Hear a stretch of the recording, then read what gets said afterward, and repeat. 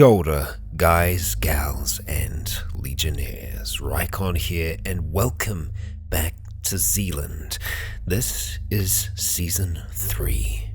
5 years have passed since we last saw our survivors, and the world has changed in that time.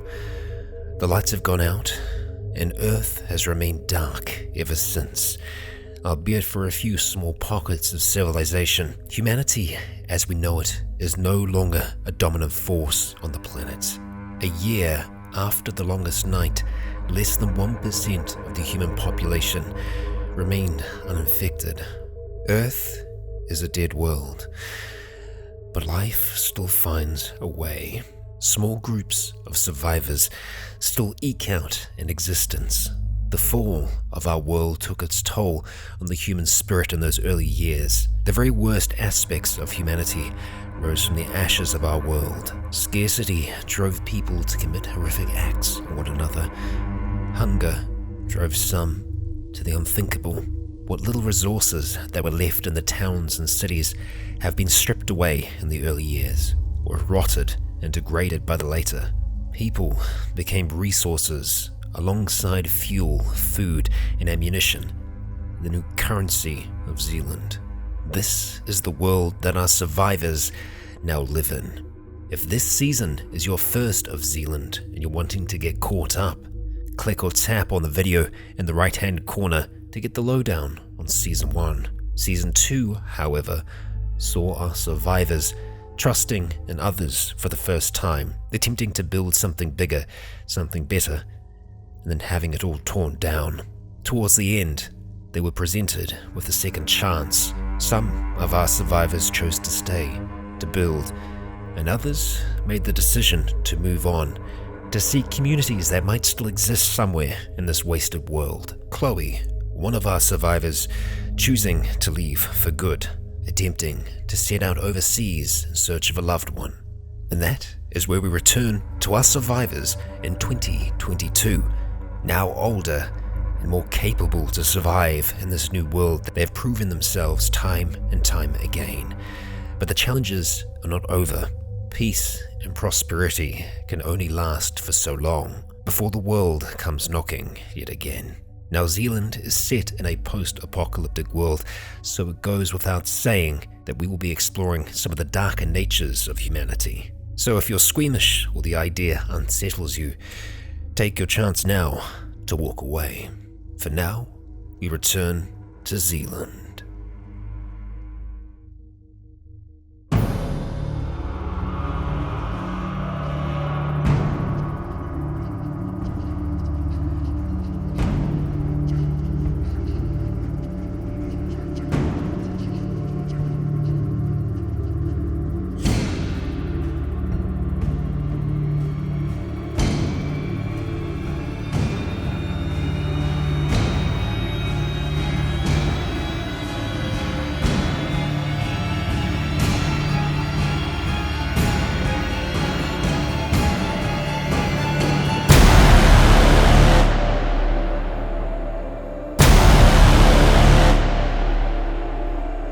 Kia ora, guys, gals, and legionnaires. Rycon here, and welcome back to Zealand.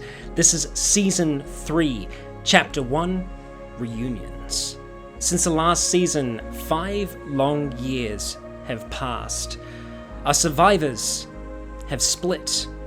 At the reserve, Goat Island, only 2 survivors remain, amongst others. But we have Skulk and we have Scott, Triton, both still surviving after 5 years in a place that is now relatively thriving. They're surviving off the environment around them. They are growing wheat, they are catching birds and animals, they're fishing. Thankfully, the area was a marine reserve, well stocked with fish.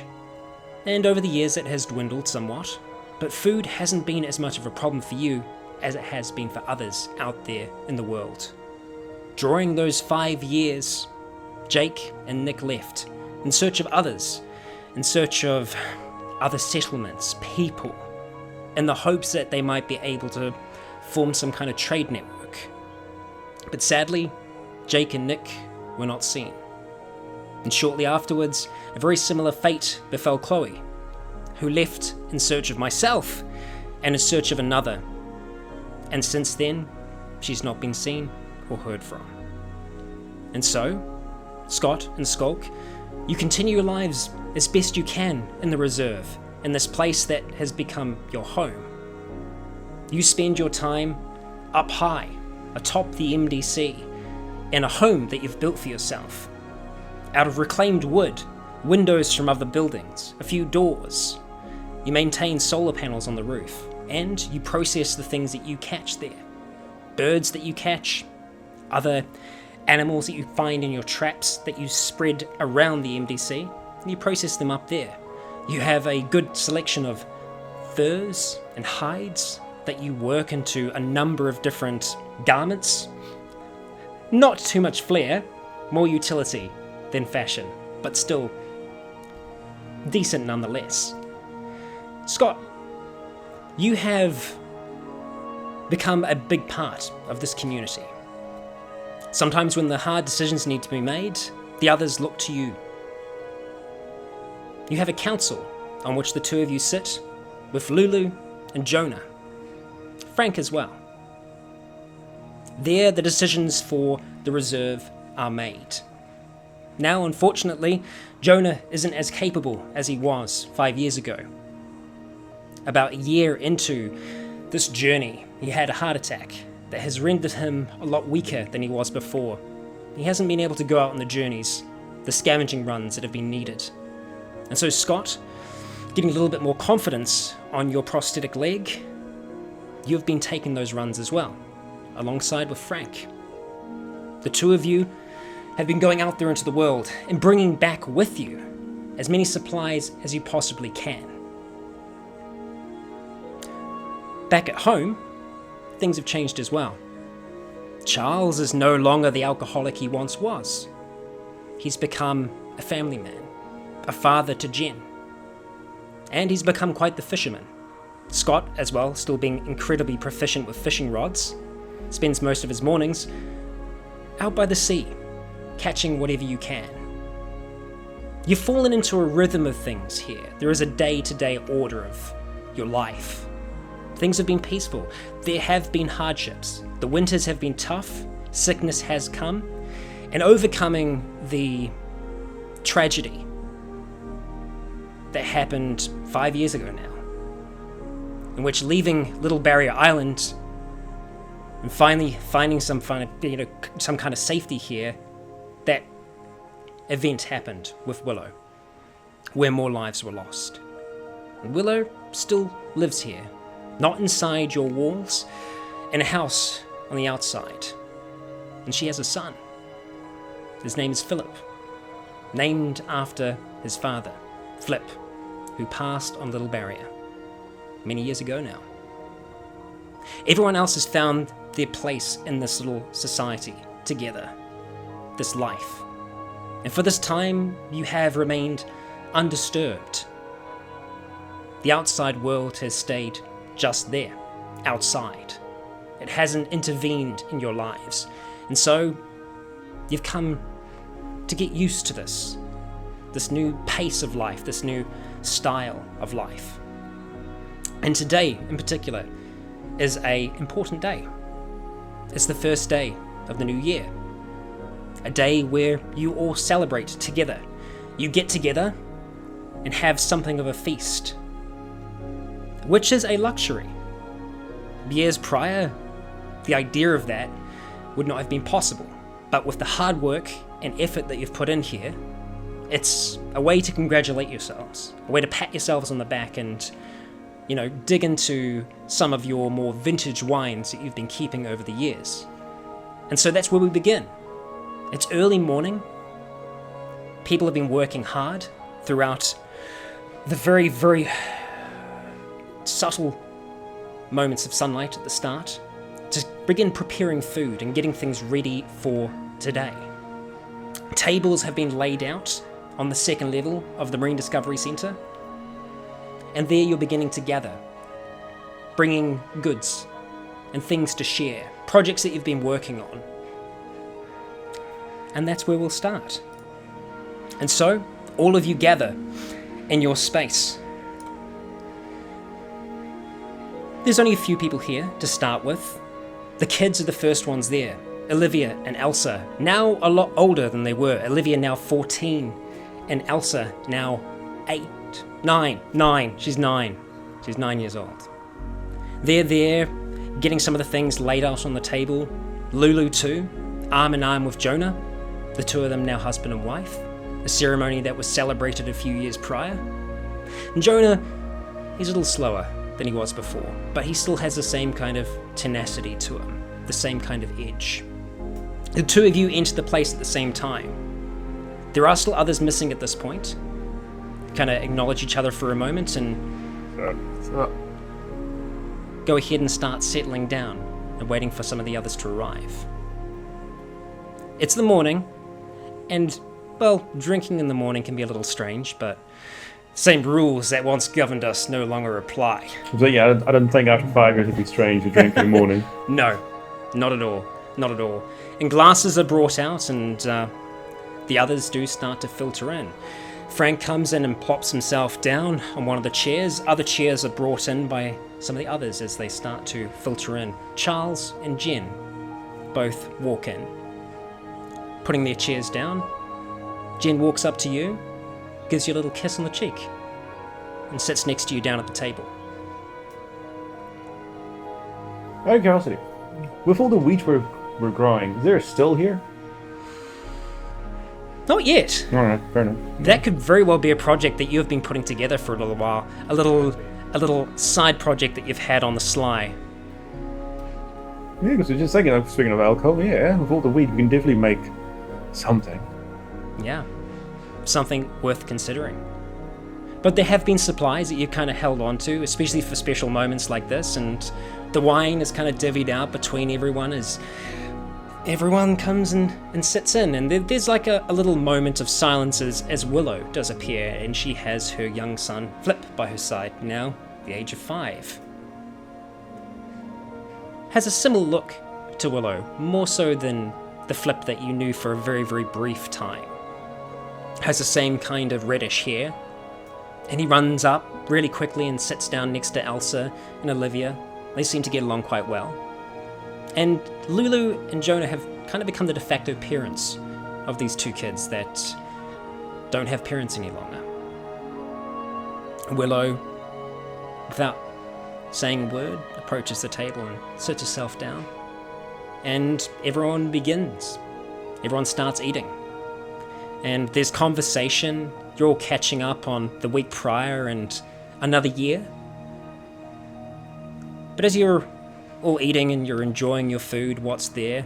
You've got fresh bread, which is great. You've got some seagull bits, which, you know what? You've gotten pretty good at cooking seagull. Nice roast seagull. I mean, there's not a lot of meat there, but, you know, you've gotten better at it, to say the least. That kind of interspersed with a few fillets of fish and some of the fresh vegetables that are grown just outside of the main accommodation building by Lulu are on there, and this is good. This is good eating.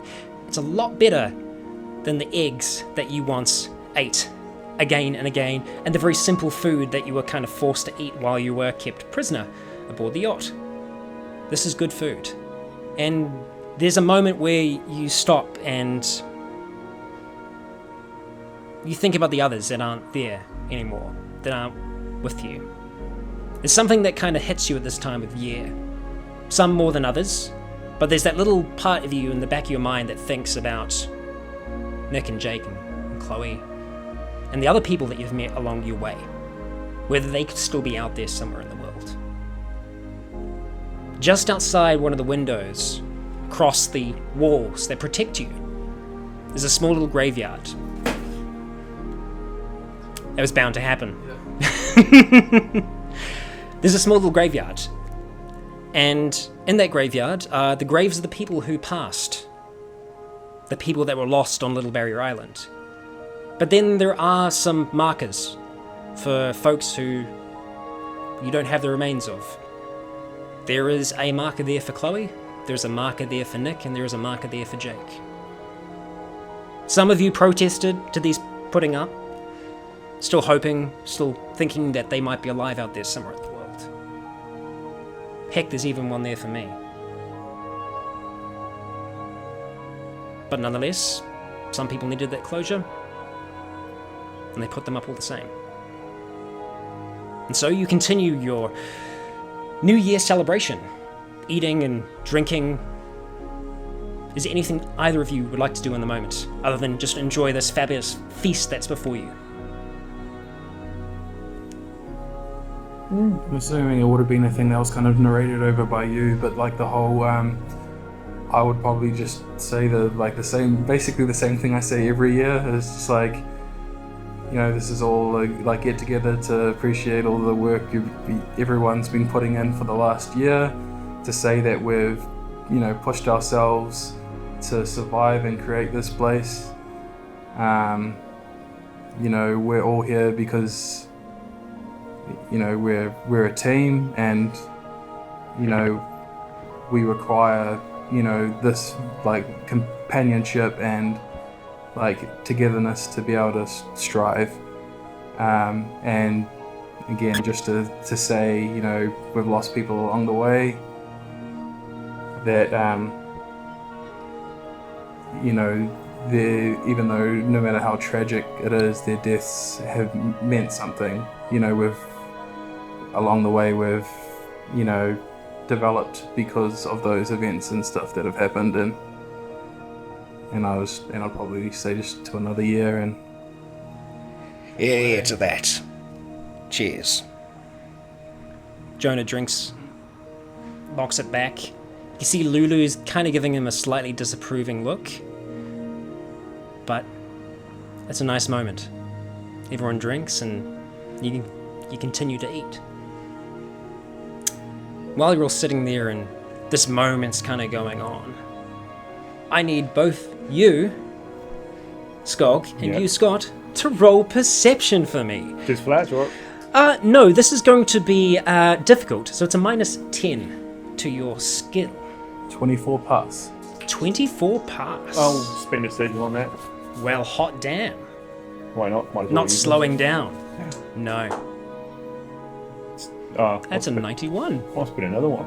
You'll spend another one. Well, Going thick and fast with the sigil usage here. Fortunately, you can. yeah. Yep, 34 pass. 34. Okay, alright. So it does prick your ears slightly before it does Scott. But you both have a moment where you're eating and you're talking, and then you both kind of start to filter out the noise that's around you, the voices that are around you. And you hear something that at first you might have thought was just tinnitus or tinnitus, something in your ears. But then it starts to become slightly clearer, and you can make out the sound, and it's a sound you've not heard for a long, long time. It's a sound of an engine. You can hear a slight spluttering, and it seems to be getting louder, getting closer. And the two of you, having stopped, make eye contact. It's this great little moment between the two of you. It's fantastic, it's great, it's tender. So would this have just been just after the cheers moment? Like after I... Just slightly after that. So, you've gone back to eating, and then you start to hear this noise. The two of you kind of notice something that's there.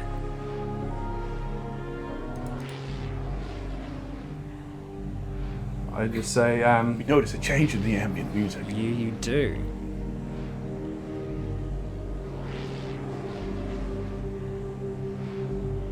I stand up Everyone's just eating still. and I walk past. I nod to you and kind of like motion my head to the side, Yep, and I go over to Frank and that, and you know, pull him aside and say, "Come, can you come with me?" Yeah, some kind of problem? Potentially. Okay, alright, Yeah. I'm with you. Yeah. And he stands up. And I just say to Lulu as well in the area, I just say, "Start packing people up. We may have trouble." You can see that Jen's kind of heard the little encounter that's going on. She's going, "What's happening?" I just say, I'll go to the roof and see what's going on. And Okay. I make my way down. You start to make your way down to make your way out. There you go. I say Moving down the stairs. engine noises to Jen, but this is all like hush conversation. Quiet, yeah. She's moved over towards you. Okay, Lulu nods as well, and she starts lowering things down. You can see that she starts whispering to Jonah. And you start making your way down the staircase. Out towards... Okay, yeah, as soon as you hit the stairs, you're running down past your little barricades that you have inside on the stairs, outside the main, and moving on towards your little place atop the roof. We would, since we've got like that battery room, we would have I would have a walkie up on the roof. Oh, 100%, definitely. In your Yes. your little home up the top there. So you make your way out, moving as quickly as you can. You get towards your ladder and you start climbing it. Something that was difficult for you to do at first, originally missing your arm. Now you've gotten a little bit better at it, and your right's, it's picked up some extra muscle mass. Exactly. Yeah. So you're on your way. Okay, what I want to do is when we kind of get away, I will say to Frank and Jen, do you hear that engine noises? You can see them both kind of go over towards where the window is. The blinds, the curtains that are drawn across it, they kind of open them slightly, and Frank puts his head kind of closer towards the window that's sealed shut. Jen doing the similar. I can notice it. Yeah, it's definitely there. We do know what's going on, so equip up. We need to be ready. Okay. All right, I'm ready. I've got a spear. I'll meet you outside. Okay. Okay. And Gear I head up. off. I head off and gear up. Yeah. Okay. Alright, so you start making your way towards your room. Jen follows you. Mm-hmm. Frank going off towards his own room. And you start gearing up. You take out some of the chainmail that you've made over this time. Chainmail that almost everyone at the reserve now has. You start getting yourself into your gear. Jen's actually helping you get it on, and then you help her get into her gear as well. You start strapping everything up. She grabs a bow, pulls a quiver on around. You pick up a very large weapon. Do you want to describe the weapon that you've constructed using your forge and your blacksmithing skills over this duration? Basically, a long kind of spear shaft, like a spade handle, and it has a spade on one end sharpened up to a point, kind of like those Shaolin kind of spears, like weapons. And it's basically a spade that doubles as an axe as well.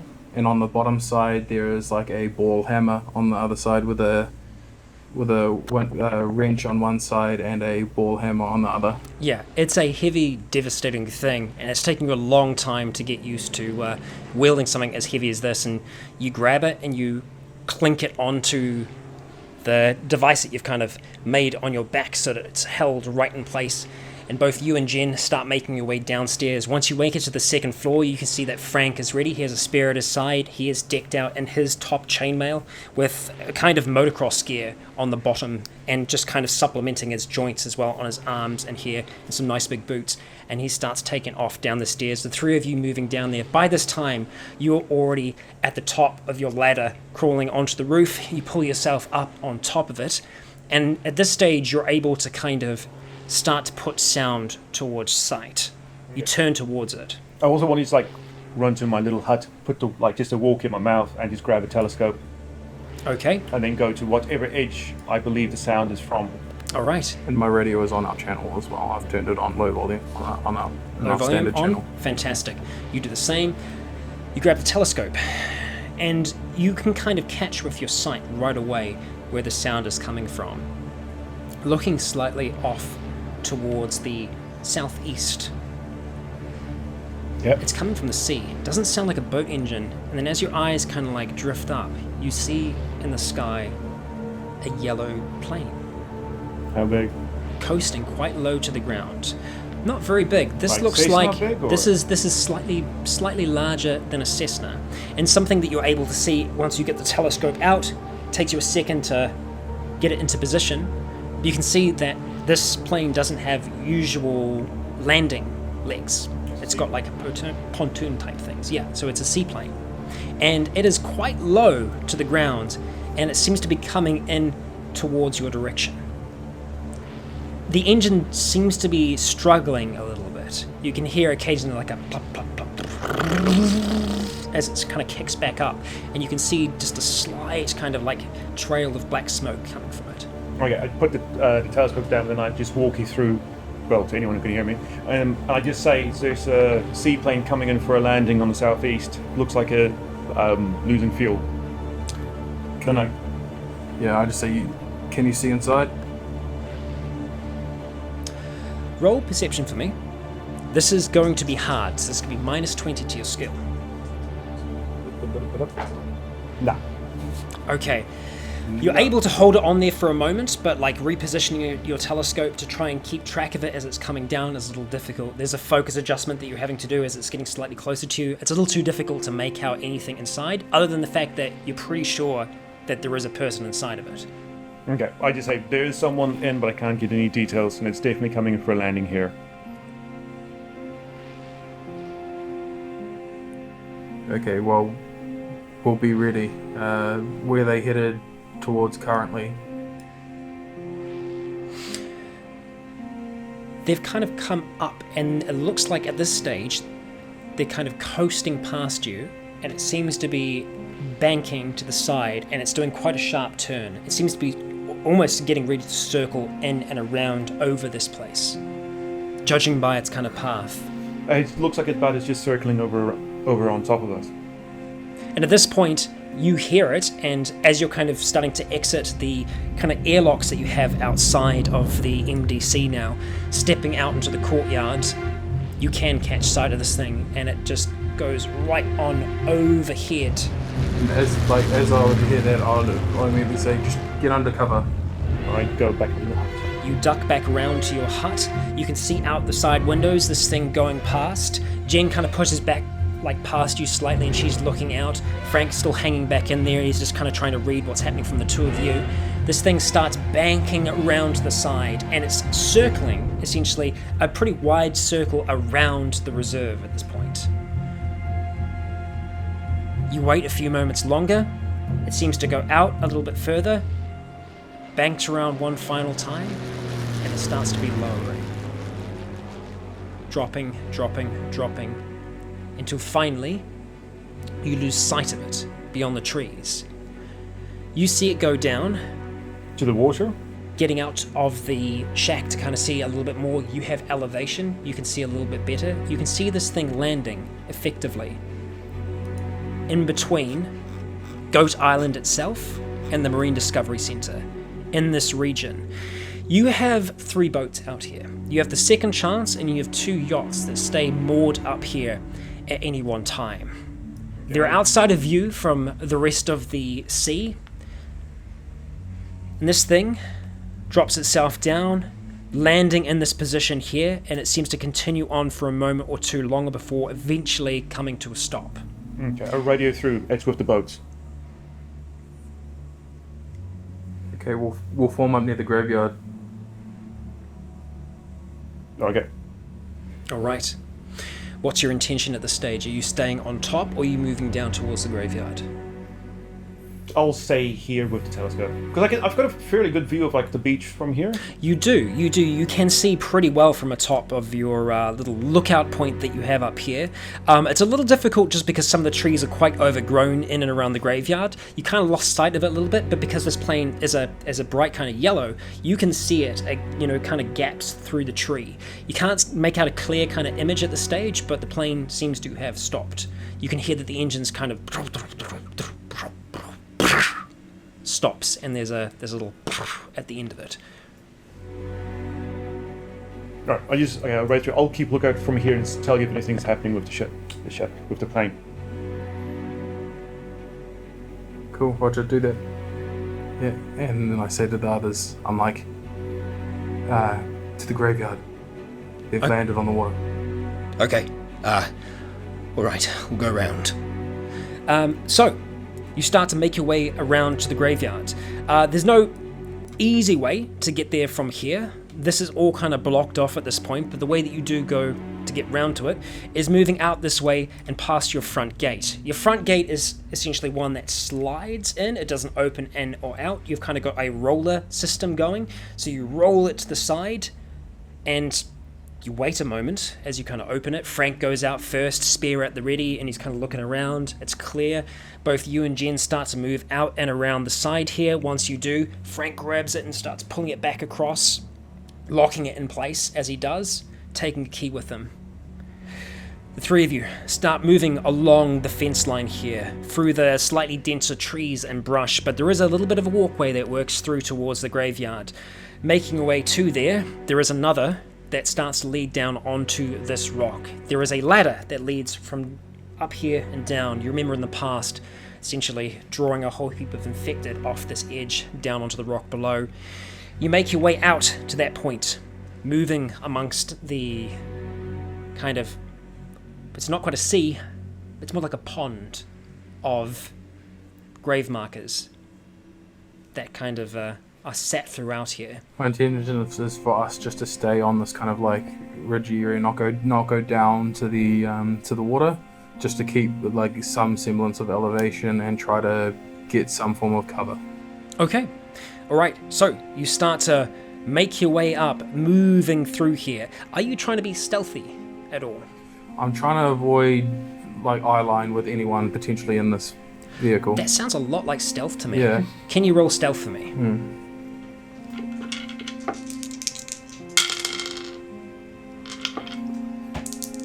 29 plus. Okay, fantastic. The other two that are with you, both Jen and Frank, they're pretty quiet as well. And the three of you start to move up, moving through the shrubs, trying to stay quiet as well as you start to move towards the edge. There are some bushes that kind of block the view, and you start to peer through them. Roll perception for me. This time it is going to be just flat. No modifiers one way or the other. 18 pass. 18 pass. Okay, alright. You're the first one to kind of peek through, looking through. You can see a little bit of the plane. Again, just where it is at this stage, it's not super visible, but you're kind of keeping your eyes in and around the other areas at this point as well, just looking around, making sure that the area is clear and that this isn't some kind of distraction. If I see it like that, I just go back and I just check the radio if anything's coming through. Okay, so as you're about to start peering through, Skulk moves back into his little hut, closing the door behind him, moving towards your desk. You kind of pull one of your furs off the table. Beneath it is a relatively complex radio system that you have set up in here. There's a little antenna that's running up and onto the top of your hut, slightly disguised with the rest of the design of it. And you start scanning through, start trying to listen to other channels, trying to see if you can get anything. I need you to roll a luck for me, and this is going to be with a minus 30 on this. Minus 30? Okay, I'll spin a sigil, so it's minus 5. Okay. 28 pass. 28 pass. Okay. Alright. You pick up, as you're scrolling through, quickly as you can, a very kind of faint signal. And the only reason you're able to kind of detect what it is, because you pull your like little headpiece up to you and you're listening, you hear someone saying, "One bogey. We have one. West. Bogey. We have one. West." It's very staticky, and that's all that you can make out. It sounds like that's all that's being said. Alright, on my way out of the hut, I just grab my bug-out bag and I put it near the ladder. Okay. And I go back to having a look at the telescope. Okay, you take it out, you set it aside. Deep breaths, you walk back over, telescope out, you start looking. Now you, as you're peering through the bushes here, you can see a seaplane. And it's landed, and it looks like an anchor is being dropped to keep it in place. You see a man who's doing this, hanging out the side of it. Seems to be wearing overalls of sorts. It's kind of got like a reddish grey hair. Looks like a slightly older gentleman. Kind of hanging out the plane. He's just dropping something down. You can see him lean back in towards this plane. And you can't make out words, but you know that he's talking to someone. And you see him go. And he gets back in, and you can see he looks like he's getting down a little bit. Are the others looking as well next to me, or do I see them, Jen and Frank? They're hanging back a little bit. They can see that you're looking through, so they're not trying to make themselves visible. They're kind of hanging and they're waiting. I kind of like head back towards like them, like just take my head out of the bush, and I see some older looking person seem to be talking with somebody. I still don't know how many. Okay, you keep your eyes on them. I'll just make sure that we're safe around here, that nothing's been drawn in. I'll back off a little bit. I'll stay with you. So Frank starts moving away. Jen stays with you. You can see that she has her bow out, and she's kind of got her hands just kind of hanging back by her quiver that's on her. You wait there for a moment. You go back out, peering through the bush again. You start to see movement. You can see people inside of the seaplane moving about. And with that, I'm going to ask this gentleman over here to come and join us at the table. I wonder who the person in the plane could be. I wonder. It's such a mystery. I wonder. Let's go, take the shot. I know who it is. Take the shot. Take the shot. Jake, Kia ora. you have landed. It was a rough landing, and fuel is low. The situation that you're in is tense. Everyone's quiet and waiting for a response inside the plane. Hogan, your man up front, has just dropped the anchor. Does he have handlebar moustache? He does not have a handlebar moustache. Oh, but he is a Hulk.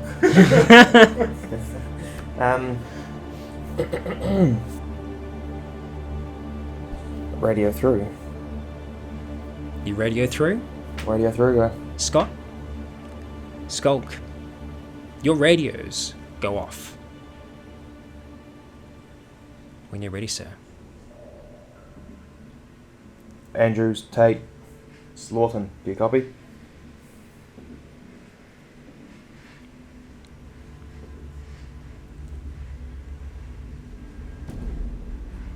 I double take a little bit, and I'm like, Who's Lawton?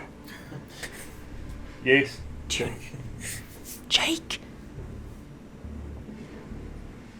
So yeah, Rachel just going yes. Right. Golding, we're back. All good to come on over? Over? Did he say Golding? Does he mean Nick? yes.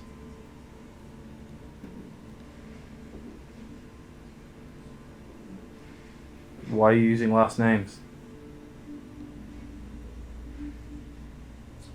Radios, don't know who's listening.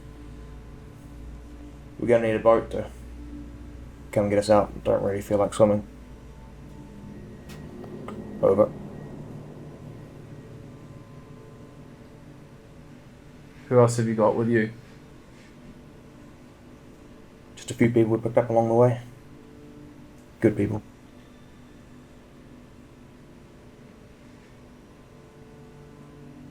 Just hold tight. I'll contact you in a few minutes. Holding tight. Both of them? It seems so. Can I see him actually from where I am? You can't. They're still inside the plane. You can see that there's a little bit of movement. But I mean, like, if he steps out, I would see him. I didn't step out. If. Sorry, yeah. If you would have a hard time, because you didn't see the man dropping an anchor or anything like that. You saw like there was a little bit of movement, but just in between the kind of like trees, the leaves and stuff like that, just a little too hard to make out. Just at this kind of angle, you can see pretty far, but it's just The angle, yeah, just the way that cliff. this is, yeah.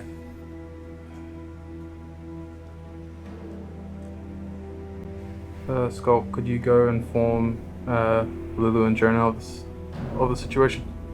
Sure. Okay. And I regroup with Frank. Yeah, no, I'll go. And we'll go back in. Okay, you start to make your way around.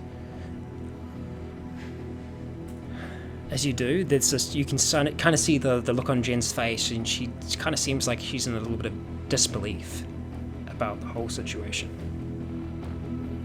Don't worry, I'm with you. It's the last kind of entrance I expected Jake and Nick to come back in. You know my feelings on that. I'd always assume they were out there, but Yeah, it's got me worried though. He sounded okay, didn't he? there's only so much we can, gauge from over a radio, but we should at least grab a dinghy and go grab them. You're right. Okay.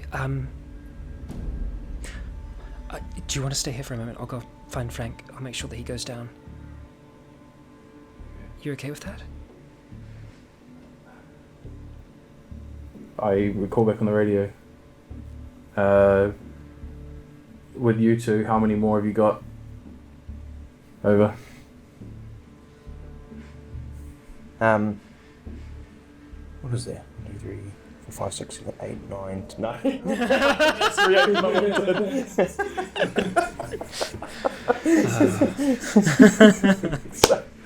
Had to do it. Yeah, this plane just starts growing and growing in your mind. Like, how big is this It's a plane? little bit like a clown car. No. What is this? 5.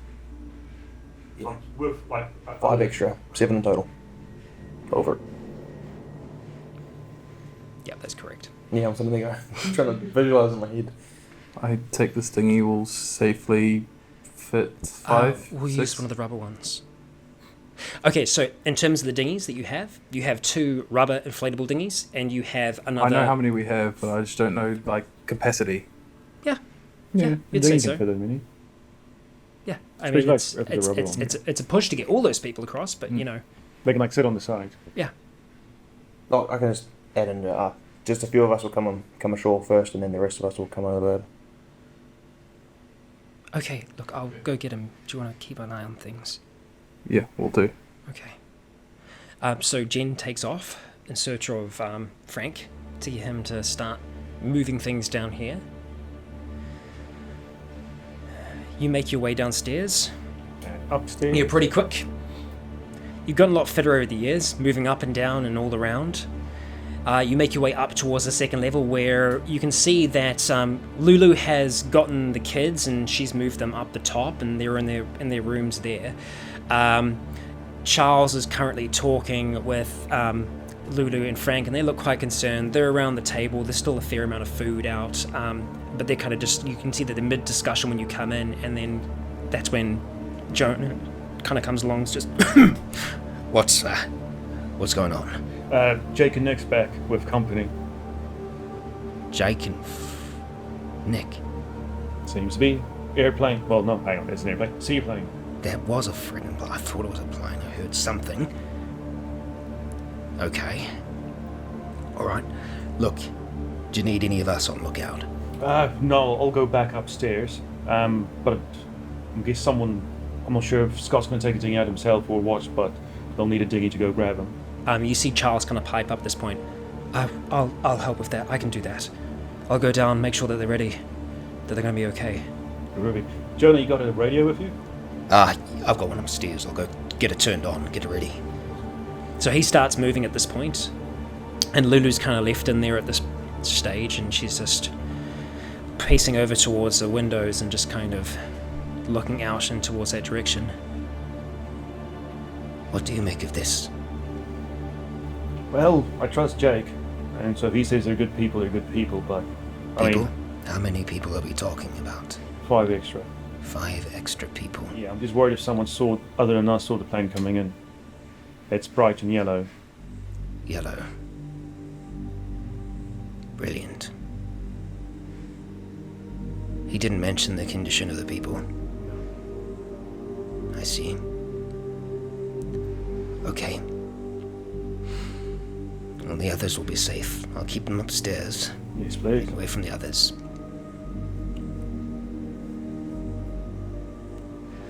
All right. We'll do this. And she starts moving out as well. Okay. At this stage, you start making your way back around to head Top on up of the the top. day. Okay, all right, yeah. You start My making cardio your for the year. exactly. You start making your way back down the stairs, back around towards your ladder, and then clamber on back up on top of this place. Scott, you've stayed up there for a little while. You know that you are right by a ladder that leads down onto the rocky area up there. So you're going to stay up the top for now, or? Yeah. Okay, all right. So you stay there for a time. Eventually, you see a dinghy making its way over towards there, and it's Charles that's on it. At this point, you also hear a little bit of noise behind you, and Jen's returned. She kind of comes back up next to you. I still feel a little uneasy. I'm just gonna keep an eye on things with you. Okay. So is it just Charles by himself? It's just Charles by himself heading over towards it. I turn to Jen and say, I don't think we should send one person alone. I think it's a little late for that. He doesn't have a radio. He said he's heading around to where I No, can go you can down see the him ladder. on the dinghy, He's already in the boat. heading out Oh. towards the... Okay, sorry, I just misunderstood Yeah. what you're meaning. Okay. Yeah, your dinghies are kept down the front Yeah. of the place. Well, good. That's fine, so I'll just stay Yeah. here then. Okay, all right. You see him heading off towards the plane.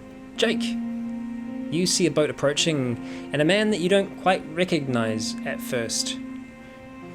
It's a man wearing a Hawaiian t-shirt, open in the center, singlet on underneath, kind of wearing shorts. It's summer now. Moustache. It's Does nice he and look hot. like a PI? He does not have a mustache, Is it a but he red does have a bit of a goatee going on, and you can see that he has a ponytail that's actually kind of pulled back. And as he gets closer, you see that this guy is Charles, Should I but Chloe Cole? he doesn't look exactly how he did before. And you can see him kind of pull up towards the boat. Ahoy! Yeah. Get out and get ready for him. You need a ride, And Charles, Jake? it's a different look, mate. Same with you. It's an interesting get-up. So right now, I wouldn't have what I'd have on. Yeah. It's just a, You wearing casual clothes? Yeah. As casual as you can have now, yeah? That'd just be be wetsuit, camel pack backpack, just the little one that holds the bladder in it. Okay.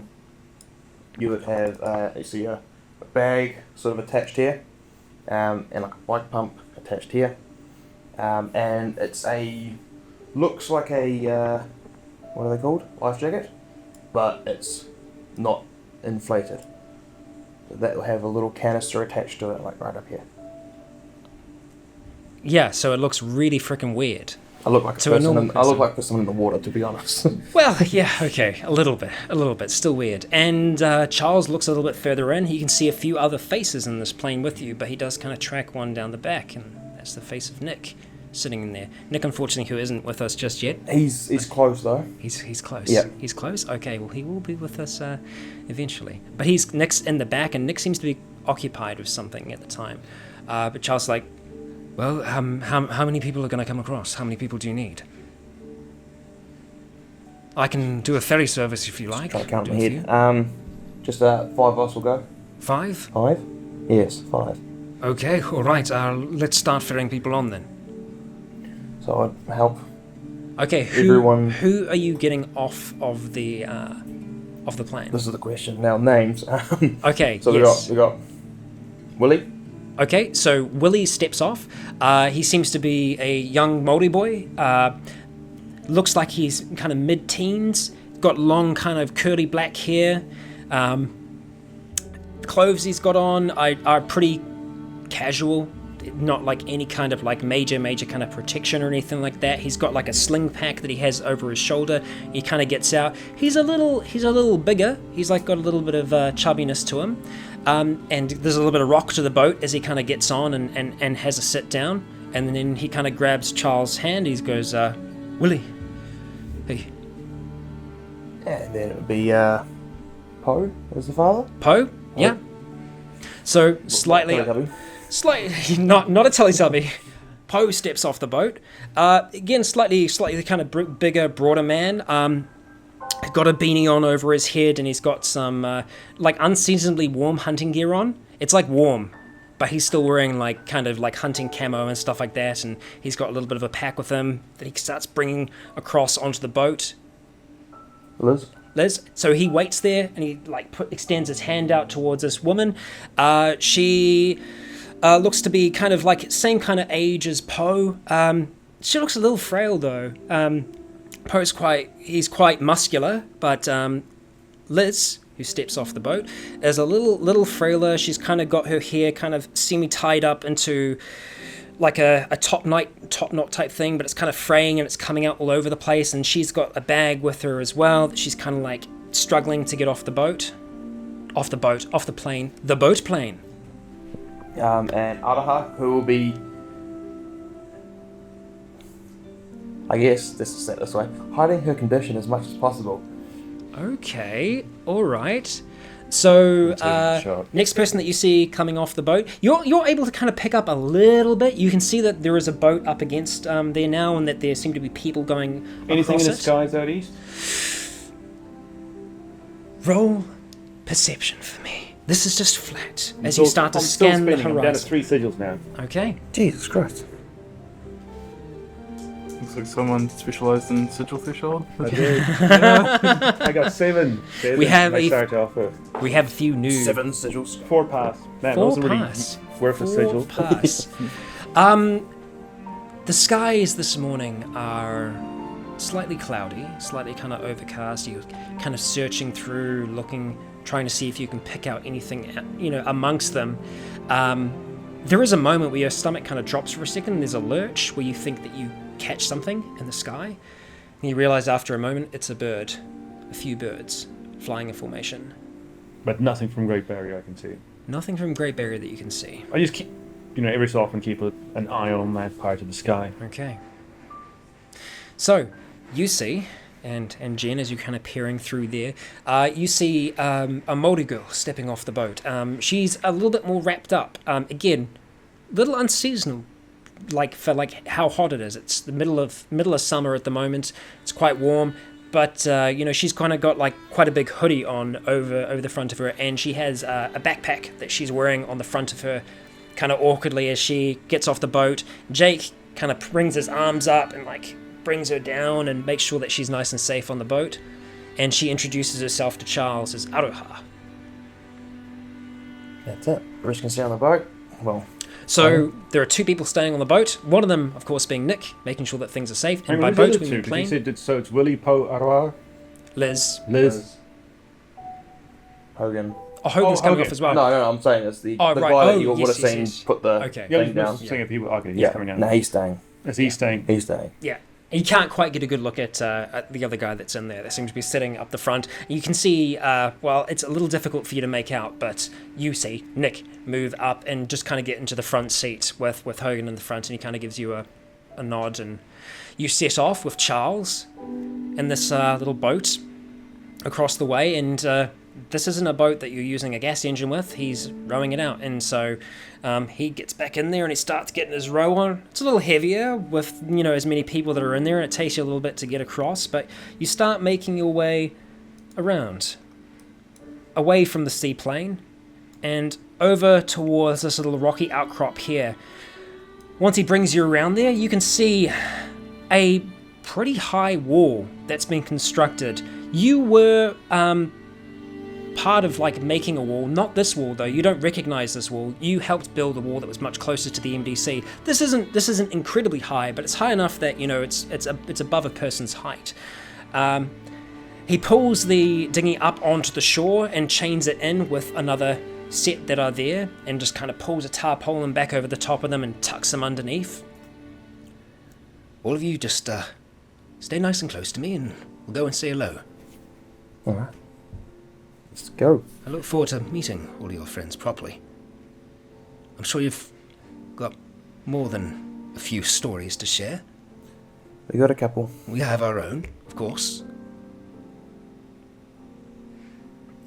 It's good to be back. I'm glad you guys are still here. I'm glad we're still here as well. It's been touch and go, but mostly go. That's good. That's good to hear. Yes. You kind of get the sense that he's scoping you out a little bit. You can see he's kind of checking you over and looking at the others a little bit. And he pauses for a second. All right, okay. Let's get going then. And he starts to bring you up towards this gate here. While this has all been happening and they've kind of gone out of sight, Scott, where have you and Jen gone? What I would like to do is deliberating that. Okay. Head towards the like the front kind of like car park kind of area before you get into the main kind of set of buildings. So this one here? And I'll ask, I'll turn to Jen and ask, would you be able to inform Skulk, Lulu, Jonah, them to meet? Can you just talk up a little bit? I know you're kind of stage whispering, but yeah. Would you just be so able, I can hear. Oh, yeah. Would you be able to meet, get them to meet me at the front car park? At the front car park? Okay. Just here? Is that what you meant, or where do you mean? Because you're at the front car park at the moment. We were at the graveyard originally. Yeah, but then you said I would like to go to the front car park. Yeah, you did actually. Yeah, that's what I intend to do. Go to the front car park and ask Jen to get the others to meet me at the front car park. Okay, cool. So you've essentially said this as you've been walking back. You get to the front gates. Frank's there. He opens it back up again. And he's like, Everything okay? All right? Seems alright so far. I don't know, I'm a bit... It feels off to me. Okay. Do you want me to stay here for now? Watch the gate. Bring them in. Sure, well, I'd like us to group up in the car park before we let them into the main I'll jump area. on this side then. and he just like opens the gate again for the two of you and closes it behind you. You start to make your way here, and that's when Jen takes off at a sprint back towards the MDC, and you kind of hear a voice from down below saying, "Hey, You gotta look over? front car park, meeting. Can you grab Jonah?" No, I'm not walking all the way back up there. I've been up 3 times. You see he kind of like goes down, gets a stone, throws one, grabs another stone, throws it, heads to the window. Jonah kind of like peers out as you're making your way down. You can kind of see this happening, and she goes like, Jonah's like, and he starts making his way down. You essentially kind of meet at this point. You're heading down, are you? Yeah. Okay, so you meet Jonah at the front, and he's kind of he's got a little bit of a limp on. He's a little slower than he was, but he still kind of carries his rifle around, especially when he's outside. And he's gone ahead and put on the chainmail that was made for him, and so it's a little loose on him. He's lost a lot of weight over the last few years, and but he comes around the front, and he's kind of decked out, old warrior as he is. And the two of you meet Jen, Scott, and Frank all around the front by this car park here. At this stage, Jake, you and the others have been brought in through this front gate by Charles. You start walking up along past these caravans that are set up on the hill, caravans that were here when you were here originally. You start walking past a home, this one here, and you know that while you were here, this is where Willow was living. And as you're kind of walking past, you can see that one of the curtains is slightly pulled to the side. You can see that Willow is there now, peering out towards you. I guess you'll probably see a slight sigh of relief. I'll wave out. Willow! You see her kind of put her hand up inside. And then just kind of curtain closes back over. You continue your way along to the reserve, the MDC. And as you're kind of walking by, you can see in the distance here, this wasn't here when you were here before, there is a great big field of wheat that is growing on the hillside. partially harvested at this point. There is a great big red tractor, really old looking thing that's up there with a few kind of farming tools and other implements up by it. The walls are larger than when you left as well. Looks like they've kind of been built upon a few times, and it's not like clean construction, but it's solid. You can see that there's a purpose to everything that's there. There's kind of barbed wire that runs around the top of it, intermixed with razor wire. So you've got razor barbed wire, the best kind. And you make your way up towards the front gate, this front sliding roller gate. That seems to be pretty well reinforced with a few metal kind of platings. The meeting that's happening in the car park. What's happening there? Meeting, rumble. That I just say I've brought you guys here because I think we'll all need to be involved in this discussion. I have a feeling something is awry. Something's just Metagaming. not. Yeah, something just doesn't feel right about how they're returning, and I just think you should all be involved in it. So we're just waiting for them to. So what you're saying is something's too good to be true?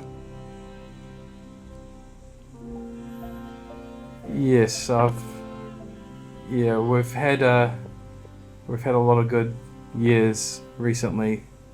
I just want to be sure we don't get complacent and not ready when that luck turns.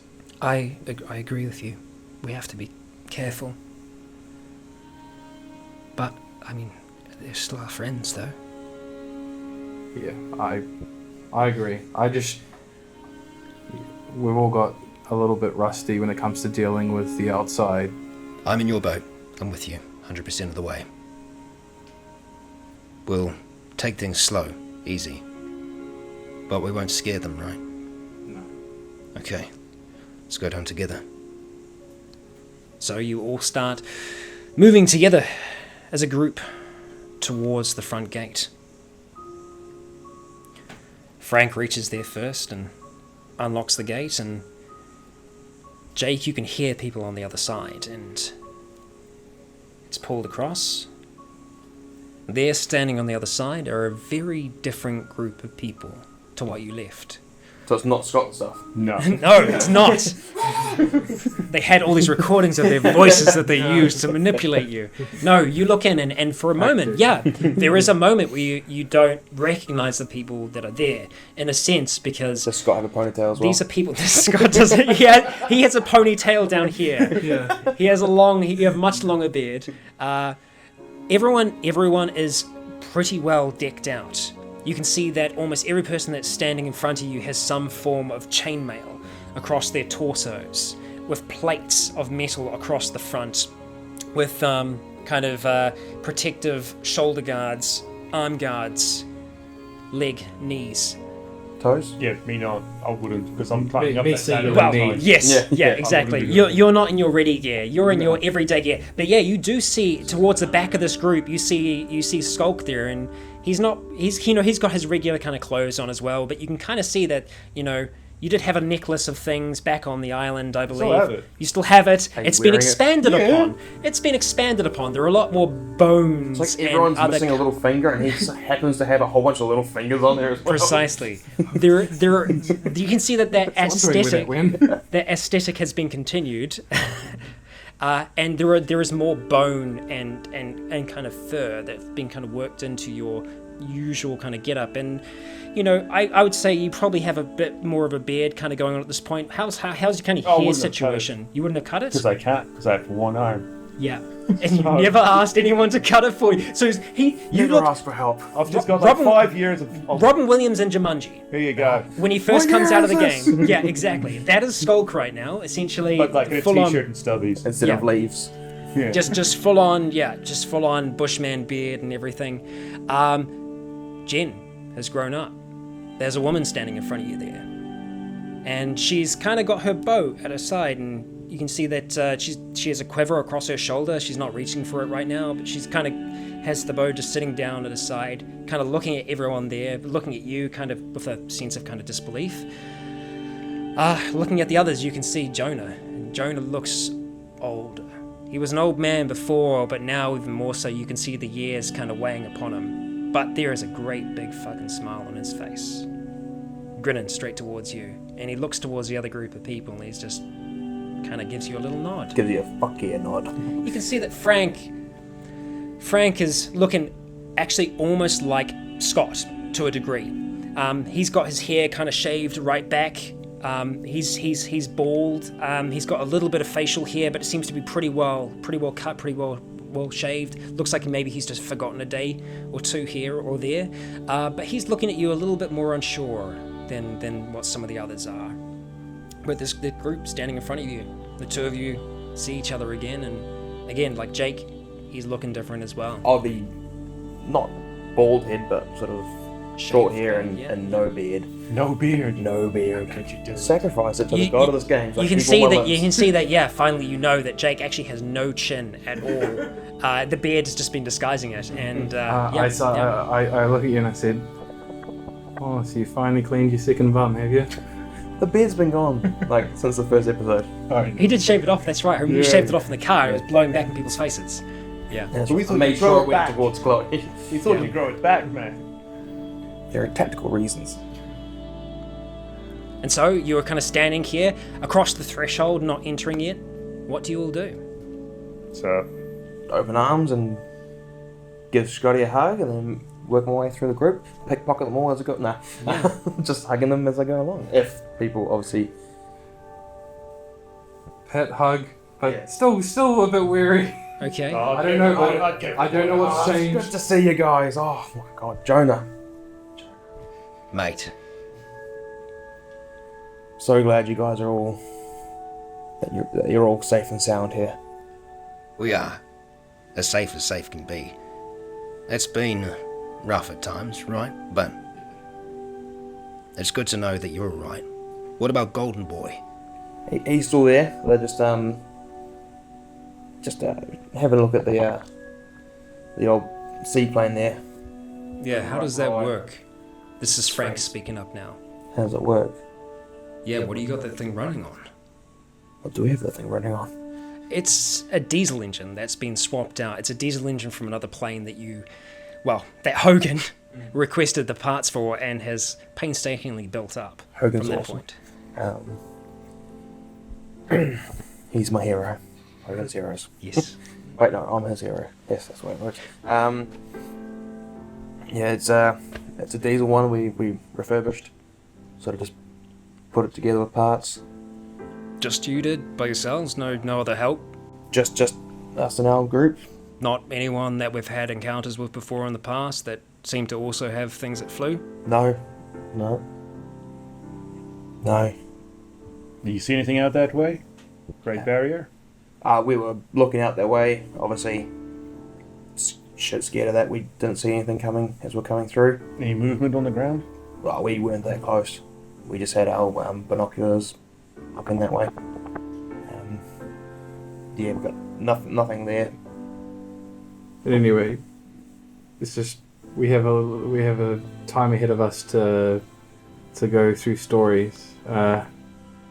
First of all, who are these people you have with you? These are This is Akarana. This is my wife Liz. This is my son Willie and my daughter Aroha.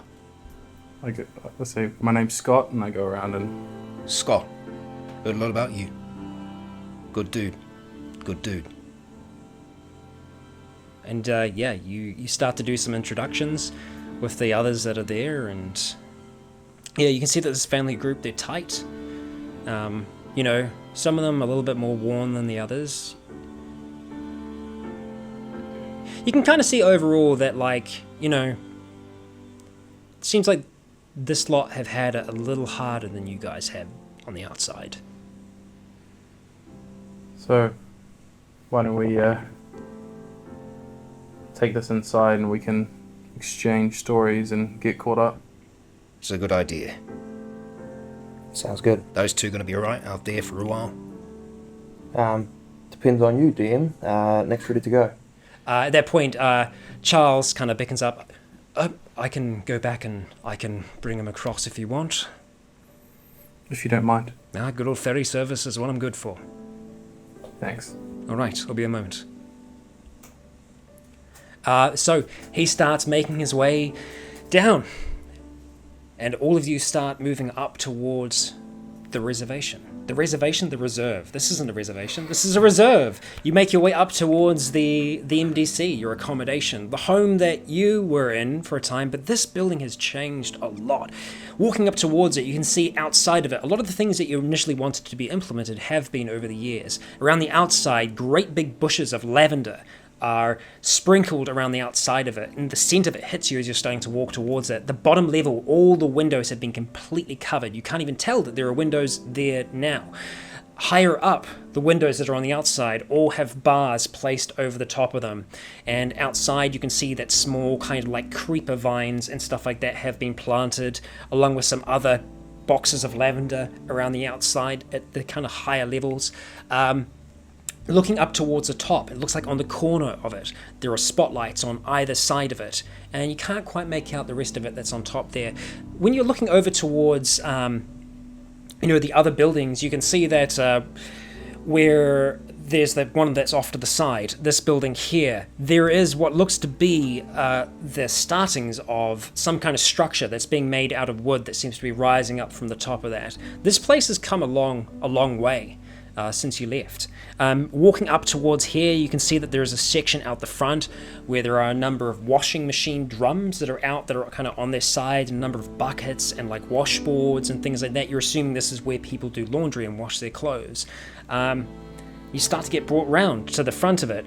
Around the outside, there is almost like a little airlock system, an additional part that's been built on top to prevent things from following you back inside if you were to try and run and get towards it.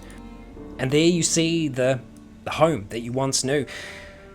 And as you start making your way in, the doors open and you start kind of funneling in after each other. Scott, you're leading everyone else in. Skulk, you're kind of towards the back of the pack. Yeah, you make your way around the side. You see Skulk leaving you. You start climbing up, making your way up the ladder. Fourth time today. Fourth time today. But the thing is, like, Staying up you've there, done it man. enough. Yeah, Trying to keep your steps up, man. Yeah, exactly. Got your Yeah. Fitbits on here. Oh. Yeah, it's buzzing you. Need to work more.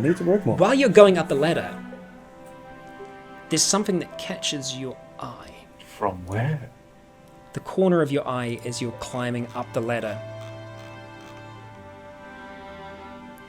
Your gaze takes you from the ladder up past your outer wall towards a hill that you've all come to dub the Bloodied Hill. It was the hill where you got your tent from that now sits on top of the accommodation. It was where you found the remains of what looked to be children that had been torn apart by some creatures.